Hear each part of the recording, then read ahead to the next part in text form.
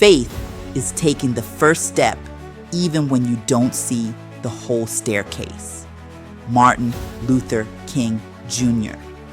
Did you know that over 80% of the world's population believes in a higher power? Yet, in today's chaotic world, many feel disconnected from their faith when they need it most. Welcome to today's message, Unleash Your Faith. In these uncertain times, faith isn't just a nice idea, it's a lifeline. The light of God's promises shines even brighter when the world grows darker. Let's talk about how you can reignite your faith and stand strong in these last days. We live in an age of fear, instability, and confusion. Wars, pandemics, economic stress, and emotional exhaustion are hitting people harder than ever. Depression is rising. Anxiety is overwhelming. People are searching for answers, but often in all the wrong places. In times like these, faith can feel like a distant memory. Even believers sometimes question God's presence when their world seems to be falling apart. But this is exactly when our faith must rise. Because without faith, we become vulnerable to despair. And with faith, we are anchored, hopeful, and empowered, no matter the storm. Let's turn to the Word. Hebrews 11:1 says, "Now faith is the substance of things hoped for, the evidence of things not seen." Faith isn't about having all the answers. It's about trusting the one who does. Think of Abraham, who followed God without knowing where he was going. Or Esther, who risked her life with the words, "If I perish, I perish." These weren't perfect people. They were faithful people. And that made all the difference. When we open the Bible, we don't just find stories. We find fuel. We're reminded that God is the same yesterday, today, and forever. His faithfulness then is his faithfulness now. Let me share a powerful true story of faith in action.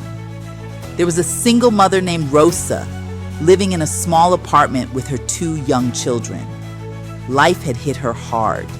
She had recently lost her job due to company downsizing and was behind on rent. Her refrigerator was nearly empty, and eviction papers were taped to her door. She had no family nearby, and child support was inconsistent at best. One night, after putting her children to bed with the last of the oatmeal in the pantry, Rosa sat on the edge of her bed and broke down. The weight was too much.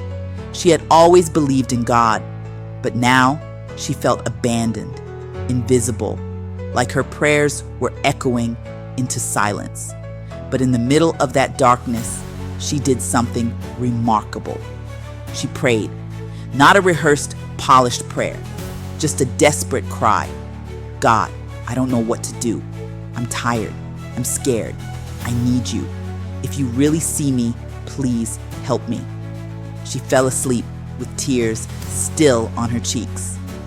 The next morning, she was awakened by a knock at the door. It was her landlord, but he wasn't there to evict her. He looked confused, even a little emotional. He said, "I don't know who it was, but someone came by last night and paid your rent for the next 3 months. They wouldn't leave their name. They just said, 'Tell her God hasn't forgotten her.'" Rosa dropped to her knees. That moment changed everything, not just because of the money, but because it reminded her that God sees her, hears her, and loves her deeply. She found new strength to rebuild. Within weeks, she landed a job at a local clinic. In time, she became one of the strongest prayer warriors in her church, always pointing others to the God who shows up right on time. So remember this: faith is not about feelings, it's about focus. When you keep your eyes on God, He strengthens your heart. You can face tomorrow, because the one who holds tomorrow is already with you today. What's your faith story? Share it in the comments. We'd love to hear it. Don't forget to subscribe for more soul-strengthening messages and watch my next video to keep building your faith. Let's walk by faith, not by sight, together.